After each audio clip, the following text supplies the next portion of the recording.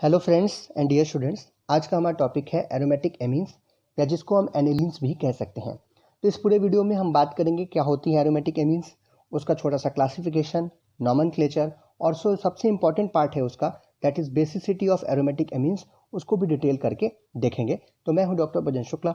चलिए शुरू करते हैं। एरोमेटिक एमीन्स को पढ़ने से पहले एक चीज़ का ध्यान रखिएगा कि जितने भी हमारे पुराने लेक्चर्स हैं जिसमें हमने एरोमेटिक हाइड्रोकार्बन्स, उनकी प्रॉपर्टीज़, उनके जो रिएक्शन करने का तरीका है, जो उनका स्ट्रक्चर है, उस पर जितनी भी चीज़ें कही हैं उसको थोड़ा सा ध्यान में रखेंगे तो ये टॉपिक आपके लिए बहुत ही आसान हो जाएगा। तो जब किसी एरोमेटिक हाइड्रोकार्बन्स में से एक हाइड्रोजन को हम लोग निकाल करके उसमें अमीनो ग्रुप यानी NH2 ग्रुप अगर जोड़ देते हैं तो उन्हीं को हम क्या कहते हैं, एरोमेटिक एमीन्स कहते हैं, जिसको एनिलीन के नाम से हम लोग जानते हैं। जैसे कि एग्जांपल में अगर आप बेंजीन देखिए, ये एक एरोमेटिक हाइड्रोकार्बन है और अगर इससे एक हम लोग हाइड्रोजन को रिप्लेस करके यहाँ पर NH2 ग्रुप को अगर जोड़ दें तो इस H के निकलने और इस NH2 ग्रुप के जुड़ने के बाद जो चीज़ प्राप्त होगी उसी को हम क्या कहेंगे, एरोमेटिक एमीन या फिर एनिलीन। अगर इसके स्ट्रक्चर की बात करें तो कुछ खास बातें अगर आप देखना चाहें तो एक ही बहुत ज़रूरी खास बात है, वो ये है कि जो ये नाइट्रोजन है इट इज़ sp2 हाइब्रिडाइज्ड। ठीक है, यहाँ पे जो हाइब्रिडाइजेशन है नाइट्रोजन का वो sp3 है और sp3 हाइब्रिडाइजेशन में जो खास बात है वो ये है कि ये जो नाइट्रोजन है sp3 हाइब्रिडाइज ऑर्बिटल के साथ इस बेंजीन के साथ जुड़ा हुआ है, s orbital and sp3 orbital के साथ जो है इस हाइड्रोजन के साथ जुड़ा हुआ है और s orbital of this hydrogen and sp3 hybridization of this nitrogen यहाँ पे जुड़ा हुआ है। लेकिन इसके साथ ही साथ यहाँ पर एक sp3 hybridise fully filled orbital जो है वो भी यहाँ पर प्रेजेंट है, जो जिसकी वजह से बेसिसिटी जो है वो हमारे जो एनिलीन्स है उसके अंदर आने वाली है, ये भी हमको देखना है। तो जितने भी इस तरीके के कंपाउंड हैं जहाँ पे अमीनो ग्रुप हो या सब्स्टिट्यूटेड अमीनो ग्रुप हो जो कि डायरेक्टली अटैच हो एक एरोमेटिक रिंग पे, डायरेक्टली अटैच होना जरूरी है। अगर बीच में कुछ और आ रहा है तो आप उसको अमीन नहीं कह सकते। ठीक है, directly attach to an aromatic ring are known as aromatic amines. अगर इनके क्लासिफिकेशन की बात करें तो जैसे एलिफेटिक एमीन्स का क्लासिफिकेशन आपने देखा था पिछले सेमेस्टर में, ठीक उसी तरीके से इनका भी हम कर सकते हैं ऑन द बेसिस ऑफ कि नाइट्रोजन जो लगा है उस पर सब्स्टिट्यूशन कितने हैं।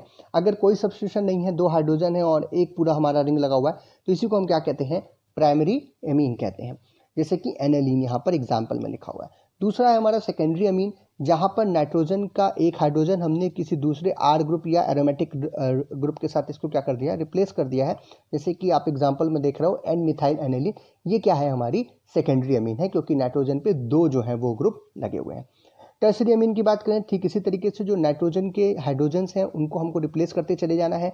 तो पहले हमने एक भी नहीं किया, फिर हम एक किया, फिर दो किया, फिर अब तीन किया, तो तीनों हाइड्रोजन यहाँ से आपने निकाल लिया। तो अब जो ये प्रोडक्ट बन रहा है जिसको हम लोग एक एग्जाम्पल के रूप में देख रहे हैं, N ethyl N methyl aniline, ये क्या है, हमारी टर्शरी अमीन है। तो तीन ही टाइप की एरोमेटिक अमीन्स आपको मिल सकती हैं, एक तो प्राइमरी अमीन, दूसरा सेकेंडरी अमीन और तीसरा टर्शरी एमीन्स। अब अगर इनका जो है हम लोग नॉमेनक्लेचर देखें तो जो एरोमेटिक एमीन्स होती हैं उनके डेरिवेटिव्स को हम लोग एनिलीन्स के नाम से जानते हैं, केवल एक स्पेशल क्लास को छोड़ करके, जहाँ पर अगर टॉल्वीन से एनिलीन बनी हो, टॉल्वीन रिंग के ऊपर एनिलीन रिंग लगा हो यानी NH2 ग्रुप लगा हो, तो उसको हम लोग टॉल्वीडीन कहते हैं। जैसे कि सिंपल बेंजीन के ऊपर NH2 ग्रुप लगा है तो उसको क्या कहेंगे, एनिलीन कहेंगे।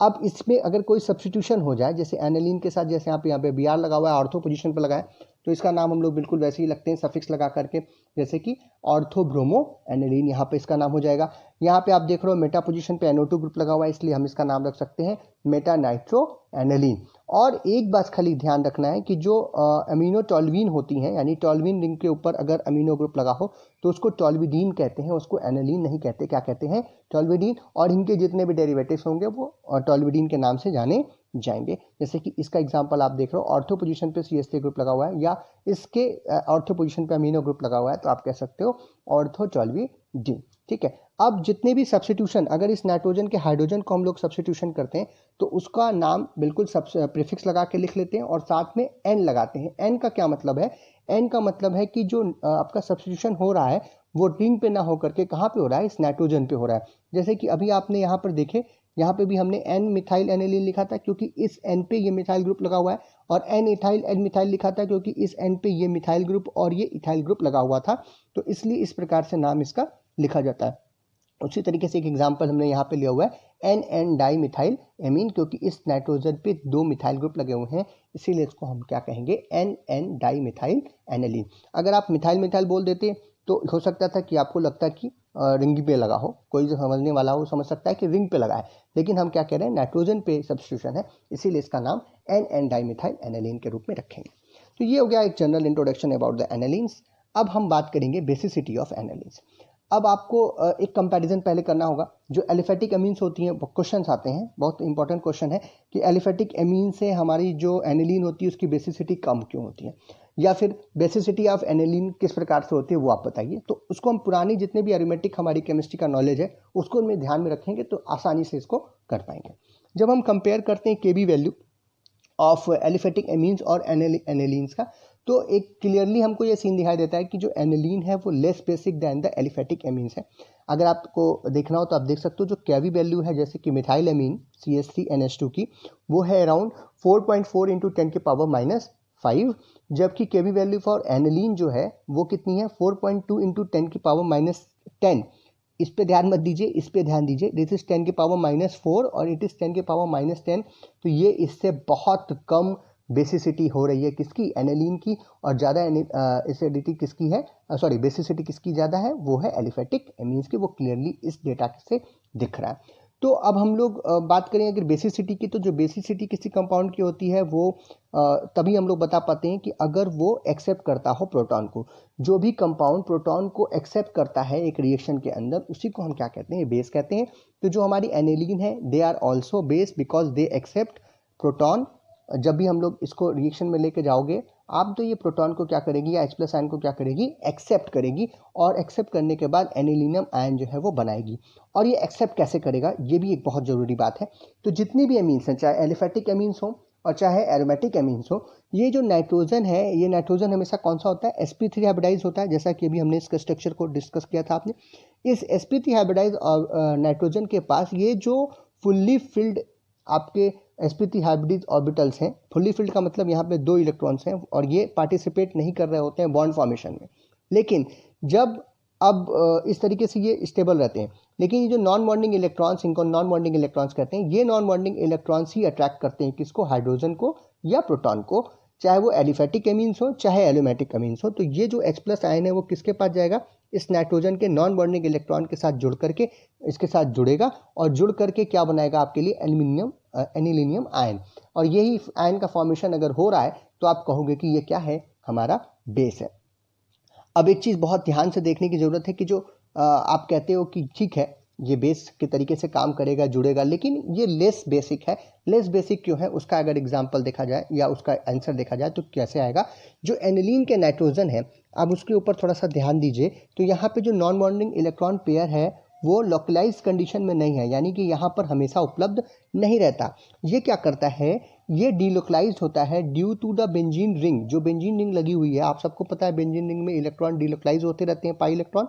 तो उसी तरीके से हमारे जो नाइट्रोजन के नॉन बॉन्डिंग इलेक्ट्रॉन्स हैं, they are also delocalize by the resonance system of benzene. तो ये जो नॉन बॉन्डिंग इलेक्ट्रॉन पेयर है वो कहाँ चला जाएगा, इस रिंग सिस्टम के अंदर कैसे जाएगा, नाइट्रोजन और कार्बन के बीच में अगर डबल बॉन्ड बन जाए, इसकी वजह से बन रहा है, इस हाइड्रोजन को नहीं छोड़ रहा है, ये जो नॉन बॉन्डिंग इलेक्ट्रॉन्स थे वो ट्रांसफर हो रहे हैं कहाँ पे, रिंग सिस्टम के अंदर। तो नाइट्रोजन और कार्बन के बीच में डबल बॉन्ड, तो ये जो कार्बन और कार्बन के बीच का डबल बॉन्ड था ये क्या हो जाएगा, टूटेगा। मैं बार बार आपको बता रहा हूँ कि जब भी हमको एरोमेटिक केमिस्ट्री पढ़नी होगी तो बार बार हमको इस प्रकार का डीलोकलाइजेशन ऑफ इलेक्ट्रॉन्स देखना पड़ेगा।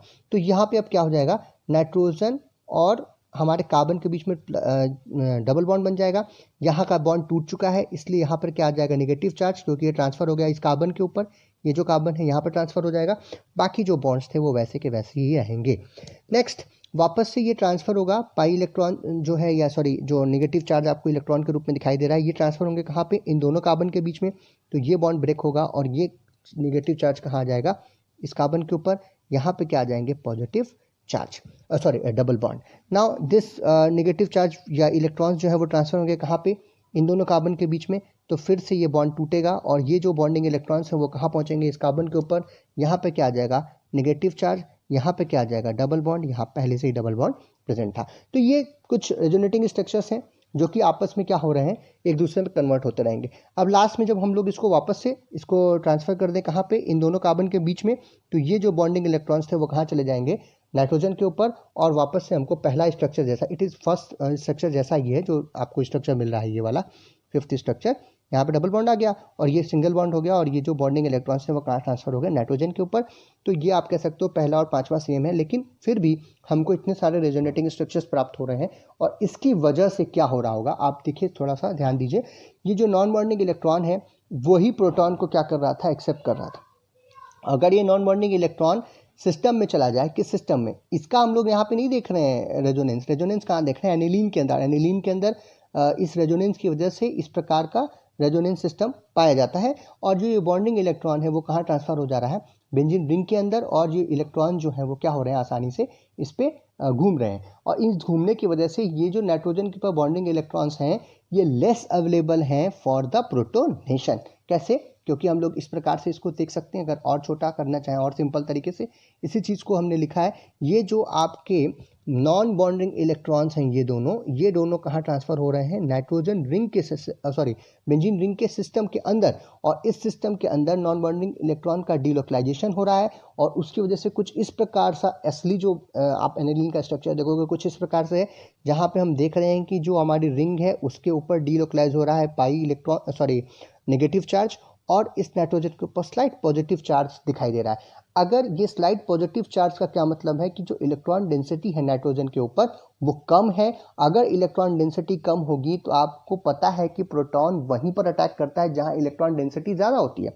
यहाँ पे इलेक्ट्रॉन डेंसिटी कम दिखाई दे रही है इस नाइट्रोजन पे, तो अपने आप इस रेजोनेंस हाइब्रिड को देखने पे हमें पता चलता है ये नाइट्रोजन लेस अवेलेबल है फॉर द प्रोटोनेशन, जिसकी वजह से बेसिसिटी जो है इस एमीन की, एनिलीन की जो एरोमेटिक एमीन है इसकी क्या होगी, कम होगी। तो वही चीज़ हमने लिख दी कि due to the delocalization of non bonding electrons, या इलेक्ट्रॉन्स लिखा है, नॉन बॉन्डिंग इलेक्ट्रॉन्स की बात हो रही है, over the ring the nitrogen atom is less available for the protonation. ठीक है, और इसकी वजह से जबकि अगर हम लोग एलिफेटिक एमीन्स को देखें तो एलिफेटिक एमीन्स में इस प्रकार का कोई रेजोनेंस नहीं है। तो ये जो नाइट्रोजन प्रेजेंट है ये कोई यहाँ पे लोकलाइजेशन डीलोकलाइजेशन नहीं हो रहा, जिसकी वजह से ये लोकलाइज कंडीशन में यहाँ पे प्रेजेंट है और ज़्यादा अवेलेबल है फॉर द प्रोटोनेशन। आसानी से यहाँ पर प्रोटोनेशन हो सकता है in the case of aliphatic amines. So aromatic amines are less basic than the aliphatic amines, क्योंकि यहाँ पर कोई रेजोनेंस नहीं पाया जाता in the case of aliphatic amines, लेकिन एरोमेटिक एमीन्स में रेजोनेंस पाया जाता है, इसलिए उनकी जो बेसिसिटी होती है वो क्या हो जाती है, कम हो जाती है। तो अब आप, मैं समझ सकता हूँ कि आप इस तरीके से इसका आंसर कर सकते हैं। तो ये था आज का हमारा टॉपिक, जहाँ पे हमने एनिलीन्स का एक जनरल इंट्रोडक्शन देखा और बेसिसिटी ऑफ एनिलीन्स को देखा, और उसका कंपैरिजन भी देखा कि एलिफेटिक एमीन्स के द्वारा क्यों होता है। नेक्स्ट टॉपिक में हम लोग बात करेंगे ग्रुप या सब्स्टिट्यूएंट्स की, जब एनिलीन रिंग पर लगे हों तो उनका क्या इफेक्ट आता है उसकी बेसिसिटी के ऊपर, जो कि एक अच्छा और इम्पॉर्टेंट टॉपिक है, तो उसको हम लोग नेक्स्ट वीडियो में देखेंगे। तो अगर इससे रिलेटेड कोई भी इस टॉपिक से रिलेटेड कोई भी क्वेश्चन हो आपका, तो आप जो है उसकी कोई क्वेरी है, कोई क्वेश्चन हो, तो आप कमेंट बॉक्स में पूछिए, मैं आंसर करने की कोशिश करूँगा। और अगर वीडियो आपको पसंद आया तो इसको लाइक कीजिए, चैनल को सब्सक्राइब कीजिए, और अपने फ्रेंड्स में इस वीडियो को आप शेयर कीजिए। और इसका जो PDF है वो आपको मिल जाएगा डिस्क्रिप्शन में, लिंक है, वहाँ से आप उसको डाउनलोड कर सकते हैं। वीडियो को देखने के लिए बहुत बहुत धन्यवाद।